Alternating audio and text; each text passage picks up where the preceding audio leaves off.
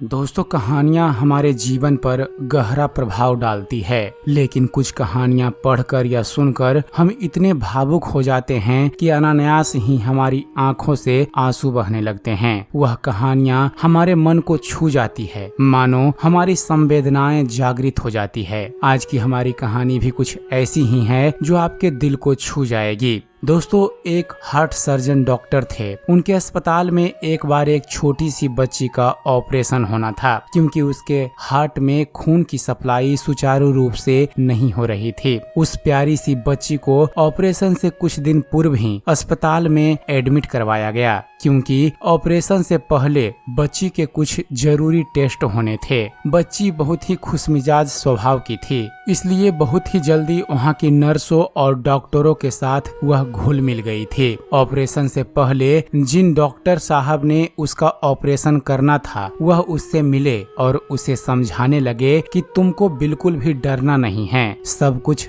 ठीक होगा। बच्ची ने उत्तर दिया, डॉक्टर अंकल, मुझे बिल्कुल डर नहीं लग रहा, क्योंकि मेरी माँ कहती है कि बच्चों के दिल में भगवान रहते हैं। मेरी माँ प्रतिदिन मेरे लिए प्रार्थना करती है और मुझसे भी करवाती है। मुझे ईश्वर पर विश्वास है, लेकिन जब आप मेरा ऑपरेशन करें तो देखना कि ईश्वर कैसे दिखते हैं, फिर आप मुझे बताना। बच्ची की प्यारी प्यारी बातें सुनकर डॉक्टर साहब मुस्कुराकर वहाँ से चले गए। ऑपरेशन करते समय हार्ट सर्जन ने देखा कि बच्ची के दिल में तो खून बिल्कुल नहीं है, उन्हें बचा पाना मुश्किल है। डॉक्टर साहब को तभी बच्ची की कही हुई बात याद आ गई कि आप मेरे दिल में देखना कि ईश्वर कैसे दिखते हैं। उस दिन डॉक्टर ने अपनी अश्रुपूर्ण आंखों से बच्ची के लिए प्रार्थना की कि हे प्रभु, अब आप ही कुछ कर सकते हैं। उस बच्ची का आप पर अटूट विश्वास है। तभी उनके साथी डॉक्टर ने उन्हें कोहनी मारकर इशारा किया। अचानक से बच्ची के दिल में खून का प्रवाह शुरू हो गया था और बच्ची का ऑपरेशन कामयाब हो गया।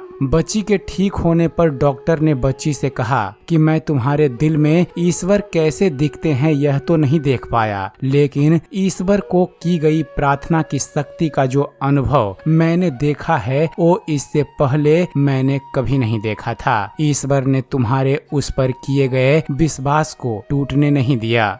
दोस्तों, इस कहानी से हमें सीख मिलती है कि हमें भी ईश्वर पर बिना कोई शर्त अटूट विश्वास करना चाहिए, क्योंकि सब कुछ मनुष्य के हाथ में नहीं होता। जहां मनुष्य की शक्ति और सीमाएं खत्म हो जाती है, वहां से ईश्वर की सीमाएं शुरू होती है।